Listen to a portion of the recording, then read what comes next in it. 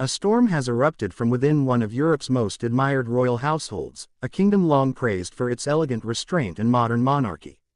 Denmark, often seen as the epitome of regal stability, now finds itself under a glaring spotlight, not for pageantry or tradition, but for what is being described by Germany's leading magazine Bund as institutional chaos. This isn't mere tabloid chatter.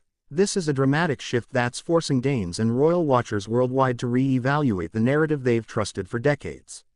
At the heart of this chaos are King Frederik X and Queen Mary, a royal couple who once captivated the continent with their seemingly unshakable bond and shared sense of duty. But now, their simultaneous and prolonged absence from public duties has ignited speculation, scrutiny, and, perhaps most dangerously, doubt. It began subtly. An event missed here, an unexplained delay there. But soon, the pattern was impossible to ignore.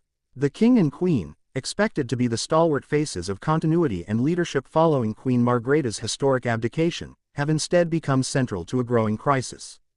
With Crown Prince Christian, the young heir to the throne, also reportedly absent from public engagements during this time, Denmark finds itself with a visible void at the very top of its constitutional monarchy.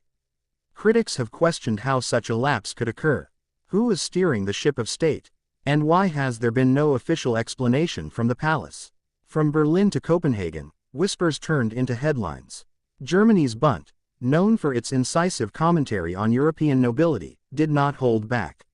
It called the situation a failure of planning, and questioned the responsibility, or lack thereof, within the Danish royal institution. For a monarchy that has prided itself on order, transparency, and closeness to the people, this stinging critique cuts deep. The weight of those words, institutional chaos, resonates far beyond royal watchers. It suggests not just a personal absence, but a structural fragility. Could this be the first crack in what has always appeared to be a flawless royal facade? King Frederik ascended the throne in January 2024, inheriting a legacy from Queen Margrethe II that was marked by immense public trust and decades of steady leadership.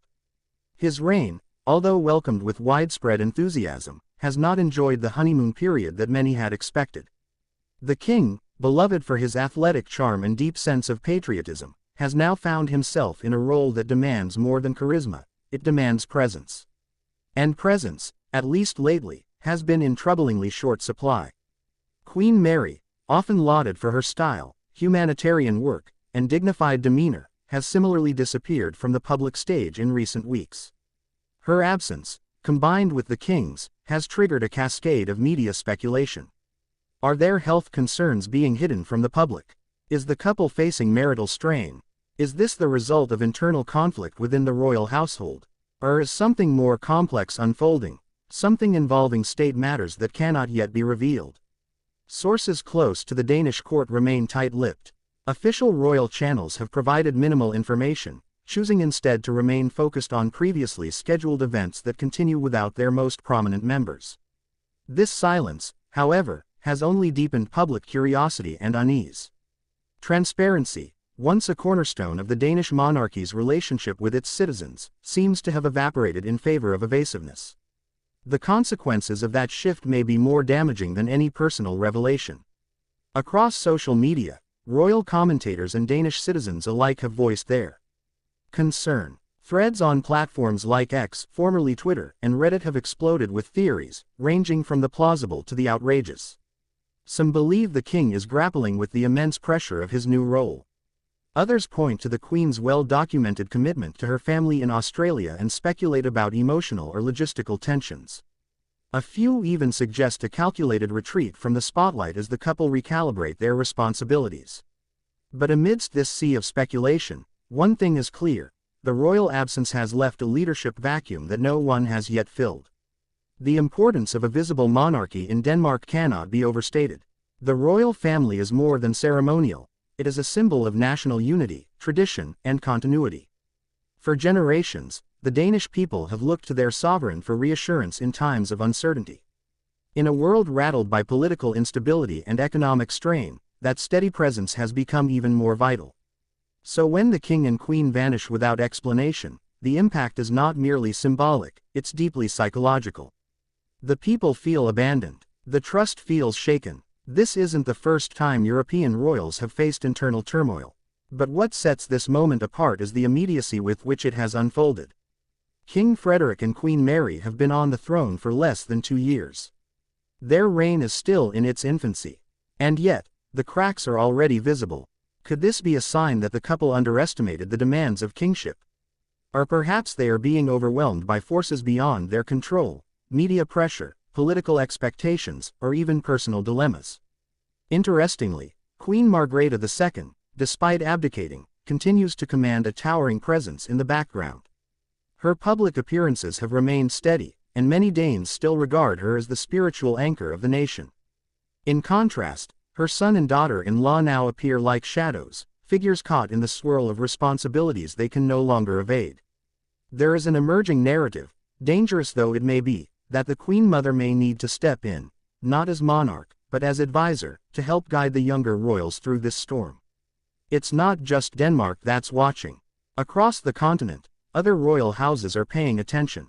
The British monarchy, reeling from its own internal challenges with King Charles's health and Prince Harry's estrangement, has kept a close eye on the Danish court. In Spain, where Queen Letizia and Queen Sophia's reported tensions have made headlines, the idea of institutional strain within another royal household feels familiar. But Denmark's case stands out because of its rarity. Until now, it was the poster child of regal grace and administrative excellence. To see it now engulfed in a storm of uncertainty feels almost surreal. Meanwhile, the international press continues to probe. Bundt's characterization of institutional chaos wasn't made lightly. It was a warning, a declaration that something fundamental is amiss. For a magazine with deep ties to royal reporting, such words are chosen with precision. And they have landed with the weight of a hammer in Danish media circles. Every editor, every journalist, every political commentator in Denmark is now asking, what is really happening inside Amalienborg? As silence continues to dominate from the palace, the Danish people are left in limbo. They deserve answers, not rumors, not whispers, real, concrete truth. What has sidelined their monarchs? When will they return to the spotlight? And what does this unprecedented absence mean for the future of the Danish monarchy? The royal court must act soon. They must address the nation, not through vague statements, but with authenticity. The longer this vacuum continues, the more the cracks will deepen. In a country where monarchy is built on public support, transparency is not optional, it is essential. The coming weeks will be crucial. Will King Frederik and Queen Mary re-emerge with clarity and purpose, putting an end to the speculation? Or will this moment mark the beginning of a long, painful erosion of public trust? Time will tell. But for now, all eyes remain fixed on Denmark, waiting for answers, watching for the slightest sign of movement, of explanation, of hope. As Denmark holds its breath, clinging to the echoes of royal stability it once took for granted, the vacuum left by King Frederik and Queen Mary's silence grows louder by the day. The monarchy, though steeped in centuries of tradition, operates in a world that now demands constant transparency, accountability, and engagement. In this new digital age where speculation spreads like wildfire and public perception is shaped in minutes, absence is no longer merely noticed, it's scrutinized, analyzed, and often weaponized. That scrutiny is currently being turned inward, toward a royal household struggling with its most basic duty, visibility. Many Danes, particularly those who have grown up admiring Queen Margrethe's unwavering sense of duty, are beginning to express concern that the younger generation of royals is ill-prepared for the weight of the crown. Queen Margrethe reigned for over 50 years with an unshakable presence, even through personal tragedy and shifting political landscapes. She never disappeared. Her public engagements continued through illness, loss, and even controversy. Her legacy is one of persistence. It's a tall shadow under which King Frederik now stands, one that grows darker in his absence. The idea that the king and queen might be taking a step back to recalibrate or protect their family is understandable from a human perspective. But royalty, especially in a constitutional monarchy, is not simply a private citizen with a high-profile job. The crown is a symbol, a contract between monarchy and the people, grounded in visibility, accessibility, and duty. That contract feels strained at this moment. Some royal experts fear that the silence from Amalienborg may be doing long-term damage not only to Frederik and Mary's individual reputations but also to the institution they now embody. Insiders close to the palace, anonymous but credible sources with ties to court circles, have hinted that the king is experiencing what some are calling a transition shock. This is the term being used in private among royal advisors to describe the emotional and psychological weight that comes when a crown prince suddenly becomes king. It's the weight of expectation, amplified by grief, pressure, and endless scrutiny. It is said that King Frederik was deeply moved by his mother's abdication, a moment he both longed for and feared.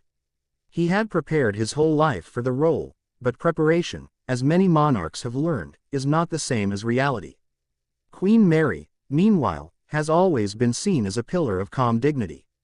Her Australian upbringing and strong personal ethics brought a refreshing modernity to the Danish court. But even the most poised public figures have private breaking points. Her schedule in recent months had already been intense before the sudden royal silence. Reports suggest that the Queen may be reassessing how to balance her duties as consort with the demands of motherhood, international diplomacy, and her ongoing involvement in key humanitarian initiatives. Could her absence reflect an internal push for a more sustainable model of queenship, one not rooted in ceaseless appearances, but meaningful, well-managed engagements? Such changes, however well-intentioned, need to be communicated clearly. The royal household has historically managed transitions well, but this time, their strategy appears opaque, reactive, and unsure. In an age when royal communications teams are expected to offer frequent updates, detailed schedules, and clear public messaging, the Danish court has remained frustratingly quiet.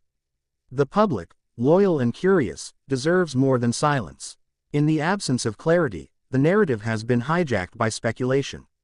And while the immediate concern lies with King Frederik and Queen Mary's absence, the lack of engagement from Crown Prince Christian adds another layer of uncertainty. Still a teenager, Christian is not yet expected to shoulder the full responsibilities of kingship, but as heir to the throne, even symbolic participation is important. Royal watchers have noted his disappearing act as unusual, especially at a time when the young prince could be providing reassurance during a period of instability. Compounding the problem is the timing.